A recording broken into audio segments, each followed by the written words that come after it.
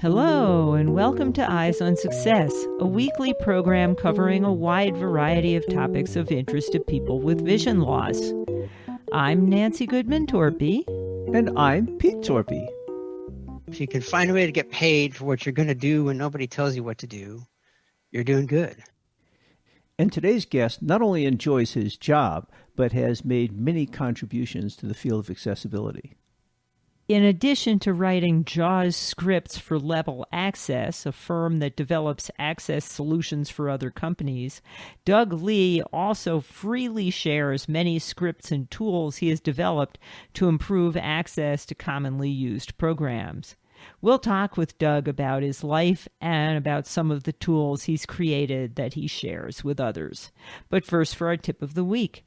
This week's tip contains some very practical advice from Doug Lee. If you have difficulty spelling, one of the things I use speech synthesizer dictionaries for is to put it in the wrong way on purpose. So I like to spell dimension with a T, which is wrong. I'll write a dictionary entry and this is dimension, then I'll change it to D-I-M-E-N-T-E-O-N or something that'll be pronounced really badly. So whenever I write the word wrong, it'll sound really wrong. And that helps me fix my own ideas of how to spell words. Support for Eyes on Success is provided by Guide Dogs for the Blind, working to help individuals who are blind or visually impaired move through the world safely through partnerships with trained guide dogs. More information is at guidedogs.com. And by NaviLens, a 4-color QR code designed to be located and read from up to 60 feet away without the need to focus on it. Now, using augmented reality, NaviLens 360 Vision locates the NaviLens codes in a 3D space available for iPhone and soon for Android. More at NaviLens.com.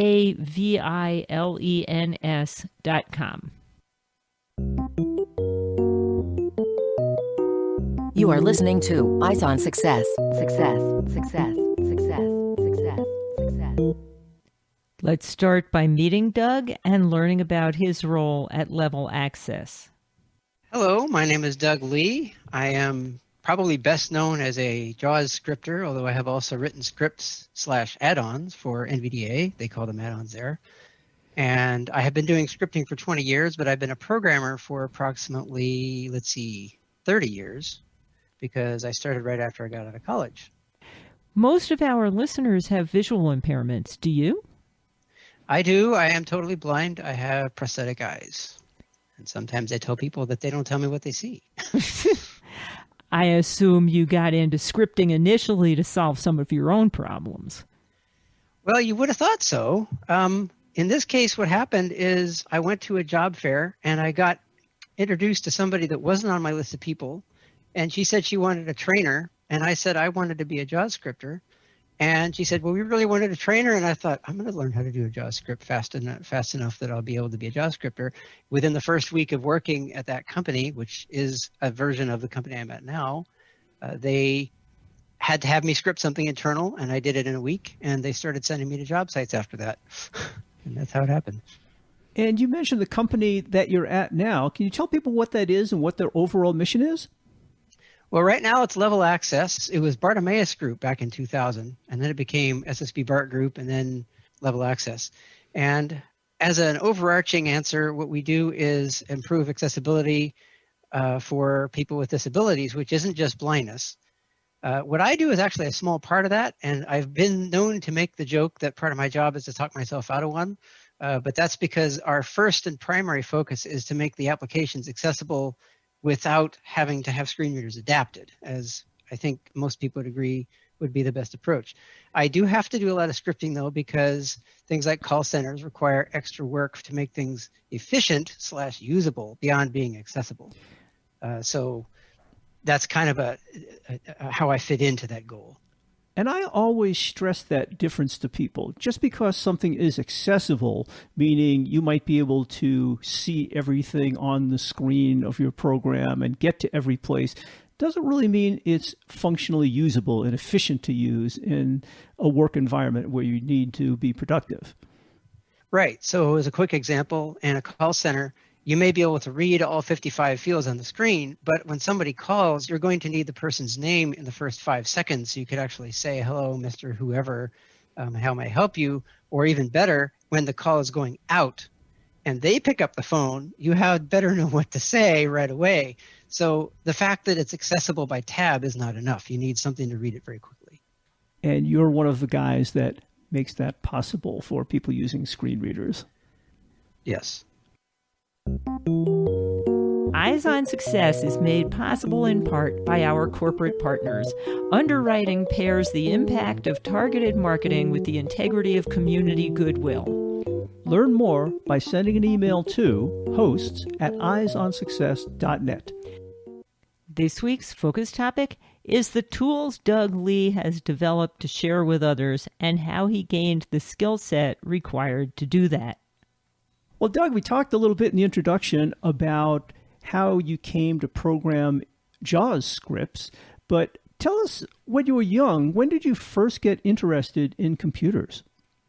1984, I had a friend and sort of a mentor who kept saying, Doug, you should take a computer class. And he was a sighted guy. And I finally took a basic class, and it was like instantaneous attachment. I went so hard into that my teacher basically came to me one day and said, you don't have to do all the extra credit assignments. I said, I know. So I was doing all kinds of stuff that I wasn't. It got me a really good reference letter a few years later from that teacher too, by the way. But that's how I got in. And I think I came in at a really good time, because when I first started, for the first couple of weeks, I did not have a screen reader, but there was an Apple program, which some of the older folks might have heard of, called Text Talker, which became available to us within my first year of programming. And so it became possible very shortly after I started taking the class to actually use a computer independently. And that was an amazing experience. Before you started using that tool, how did you interact with the computer? Did you have people typing in code for you and reading it back to you? I was typing, and I was having people read the screen and tell me what was there, tell me if I typed something wrong, or usually you learn to feel when you type something wrong, or might have typed, I'll say, did I get an extra A in there? Is there a space there? Mm-hmm. But I would have to say, tell me the field I'm in, tell me what else is on the screen, tell me if something pops up unexpectedly, whatever. So yeah, I had readers, either students or teachers, that were reading to me in the class. And my second semester, which was a Pascal course, second year, there was no screen reader for that. So that entire year, that was how I did everything. Was this in high school or college? This was high school. So you started young. Let's see, 15 or 16. Yeah, I think I was just turning 16 when I started computers. Wow. So, we're all familiar with the disability services group at colleges. Your high school actually provided a reader so you could take a computer course? Well, it was pretty much like that. The high school provided a resource room which had people and resources in it. But my very first readers, if I remember correctly, were students in the class that my same teacher that I just mentioned assigned to help me. And when I had my Pascal class the second year, my senior year, I did have teachers that were reading to me. That were people from the special ed resource room, if I remember correctly. Boy, that just sounds like a plum assignment. Any student assigned to help you write your homework could just copy it as their own. Well, usually, like I said, that part didn't last very long. So that didn't really have a chance to happen. When I was in college, I had readers, but they didn't happen to be from my class usually, because sometimes I did and sometimes didn't have access to talking computers in college. I didn't have my own computer to work with in college until I'd been there a couple of years. So sometimes they did have student readers in college, but they weren't part of my class. What I think is interesting about your story is often you hear about people who are different, particularly in middle school or high school.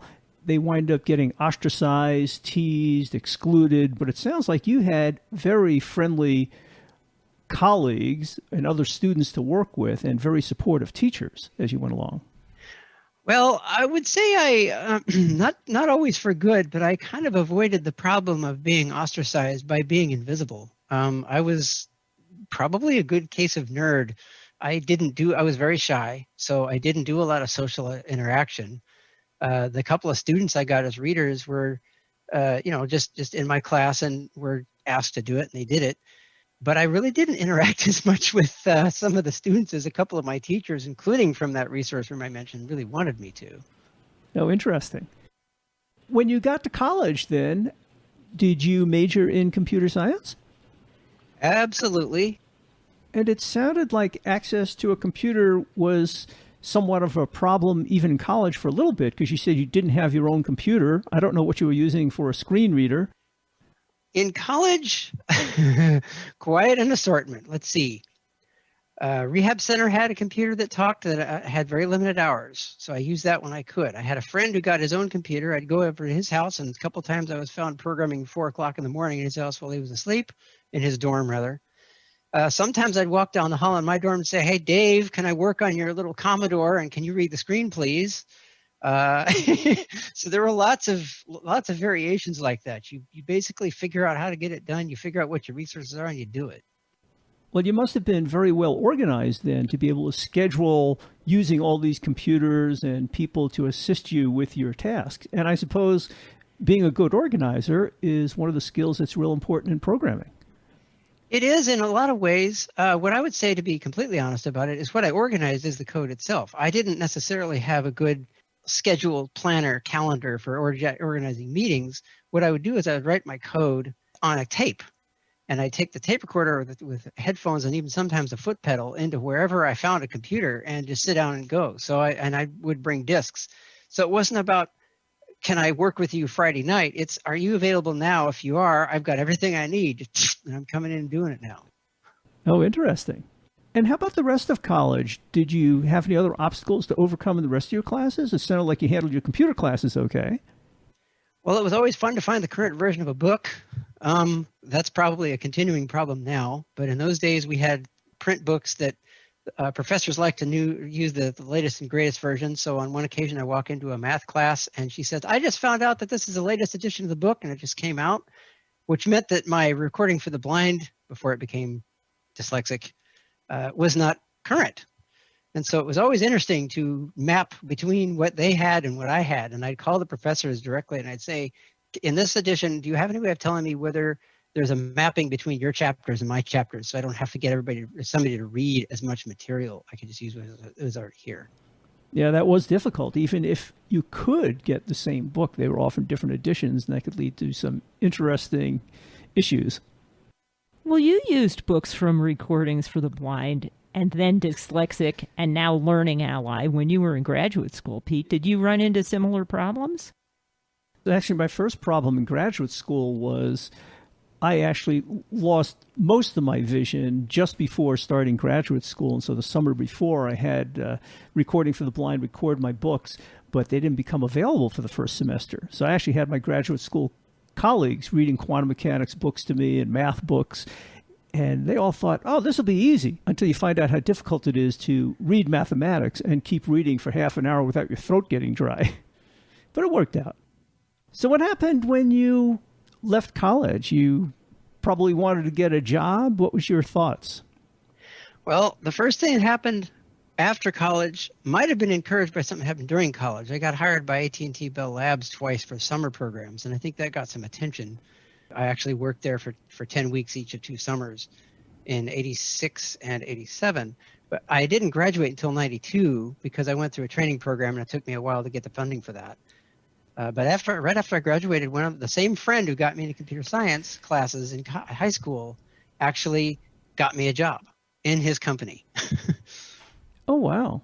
You know, those internship programs are great. I think more colleges ought to not only offer them to students, but ought to require them, because really that's what they ought to be training you for, how to get a job and be efficient in the working world. And this also gives you some experience to figure out whether you like your chosen field or not. And you can also make some connections, get your foot in the door. And even within a field, not only whether you like it, but what you like about it, what you don't like about it, and what you can handle about it if you work at it. Because I'm guaranteeing you, I had at least those categories those 2 years that I worked in Bell Labs. They wanted me to program, but there were lots of elements, as with any job, that go beyond you don't just sit down and write code. You have a lot of other things you have to deal with. One of which very quickly was what they called view graphs. I think we now call them transparencies or slides. I was required to make a presentation of visual view, including visual view graphs as an exit interview type of thing to the entire department. And so I had to work out how to do that as a blind person. And that was not something I thought I was going to be doing when I got there, but it falls into the I can handle it if I have to category. And what was your trick for dealing with that? I had my tricks. I labeled the plastic with Braille, because if you put it on the edge, you actually can Braille on the plastic. And so I labeled them directly. And of course, then I put sheets between them so they didn't stick together and stuff like that, just actual paper. That did give rise to a funny story. When I was there doing the beginning of my thing, after I did the rehearsal and everything, I was nervous, of course. And so I put the first page on there. Well, I put the page on there, but the page I put on there was one of those blank sheets that separates all the transparency slides. Oh. Can't quite undo that, but everything went just fine after that. So my trick was to put a number, a Braille number, at the bottom of each slide, because with Braille you couldn't fit a whole lot of text. And then on little index cards, I would have several lines that told me what was on the slide as a kind of a memory thing. And every once in a while, someone wouldn't realize I was blind giving a presentation, but they'd ask afterwards why I was fumbling with some blank index cards in my hand, because they didn't see the Braille.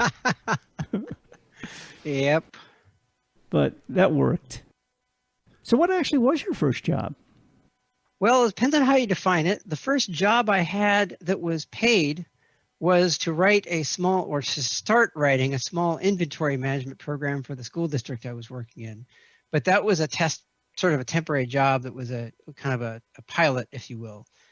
My first job that was of any more level of officiality was my first year at Bell Labs in '86.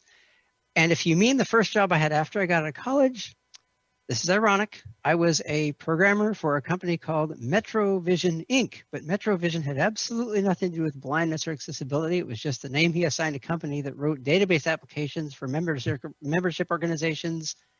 And the biggest program we did was something to manage the school lunch program, funding and IDs and pictures and stuff like that.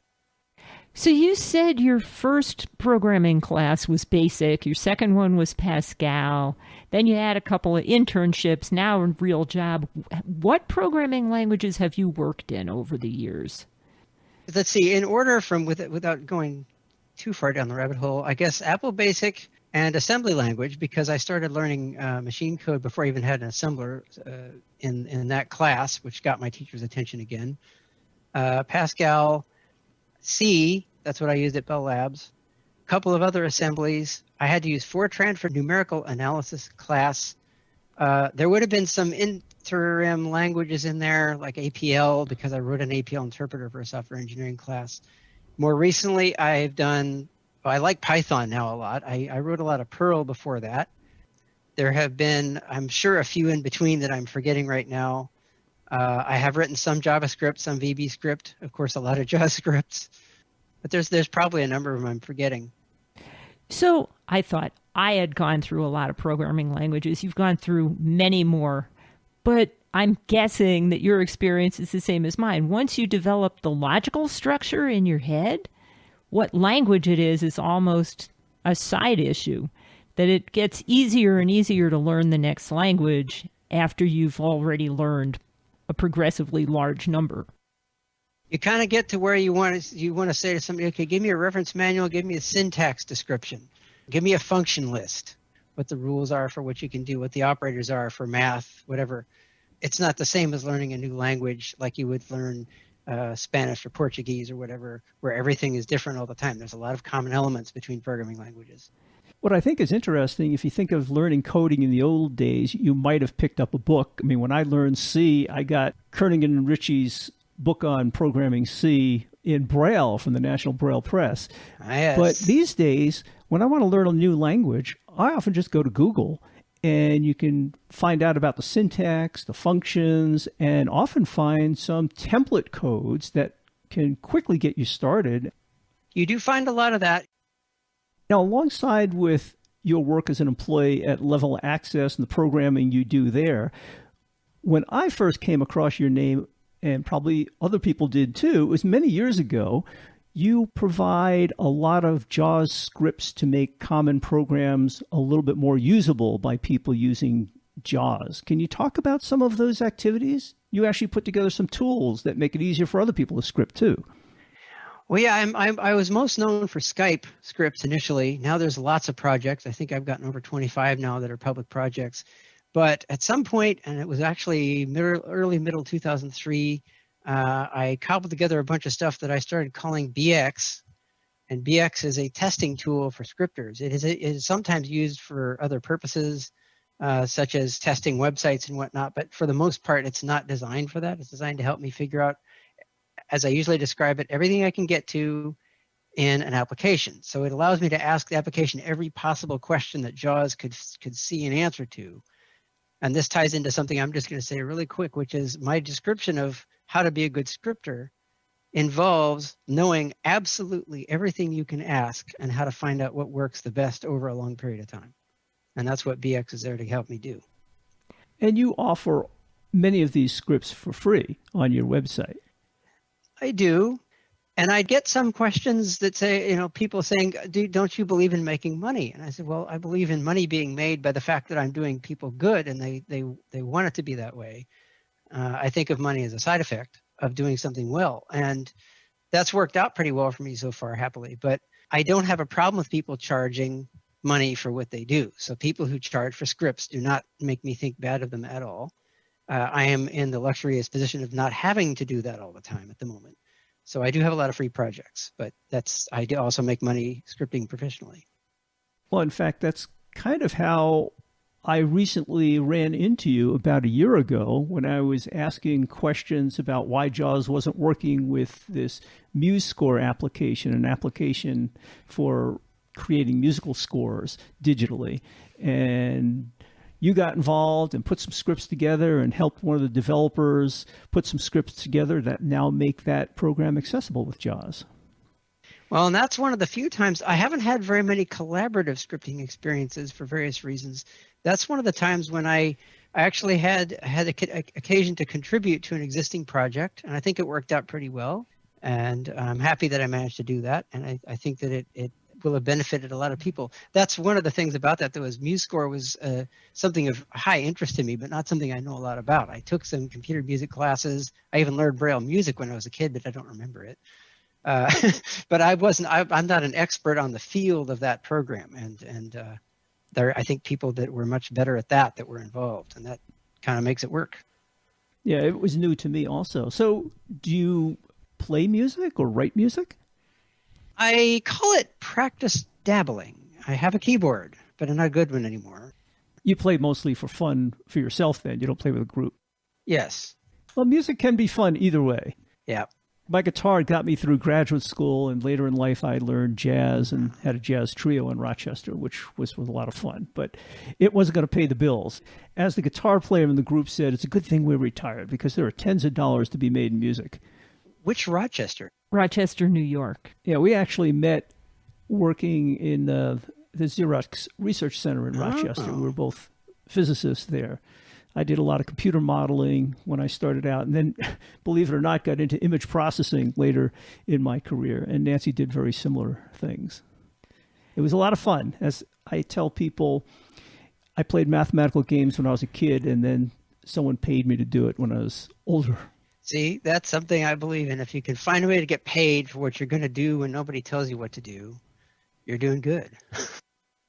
Doug mentioned MuseScore, and that's what we'll be talking about next week.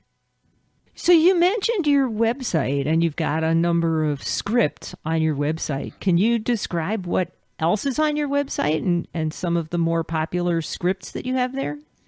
Well, without looking right now, and I'm not actually at a keyboard, I can tell you that Skype is still there. But I've also done TeamTalk, TeamSpeak, Unigram, which is a accessible Telegram for Windows, Teams, Slack.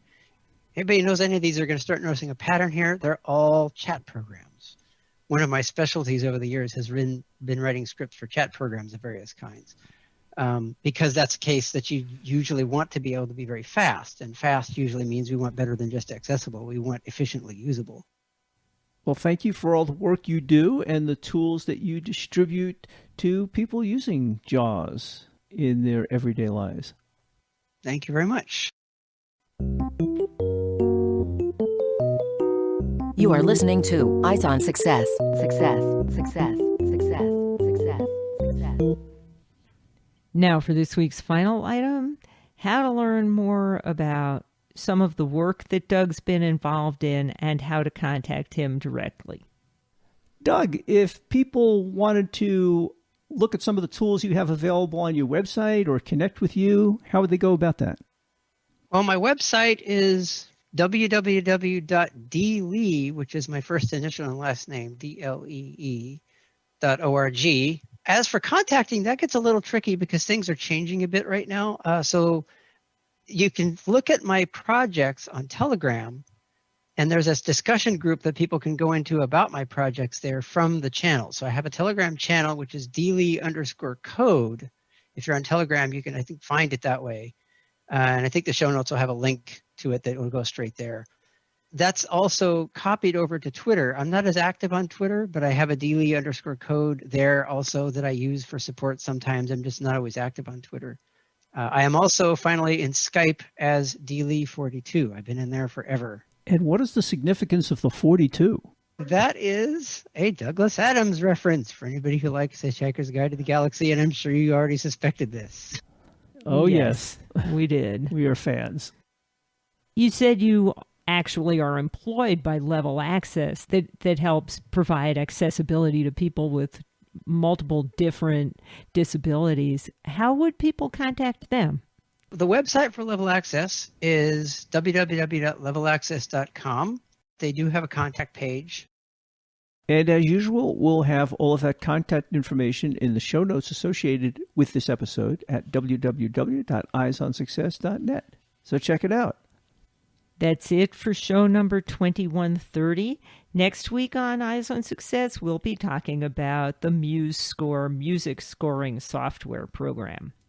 MuseScore is a program that you can use to create and share musical scores.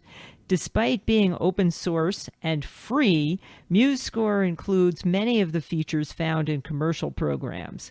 We'll talk with Mark Sabatella, one of its developers, about his work to make MuseScore accessible with a variety of screen readers. And you'll hear a story about how, coincidentally, that came to work with JAWS. So check us next week for that episode.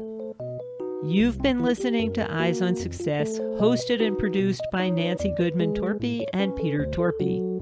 You can access the full archive of previous shows, subscribe to the podcast, and much more by going to our website, www.eyesonsuccess.net. If you have questions about anything you've heard on the show or have suggestions for future shows, send an email to hosts@eyesonsuccess.net. Thank you for listening and have a nice day.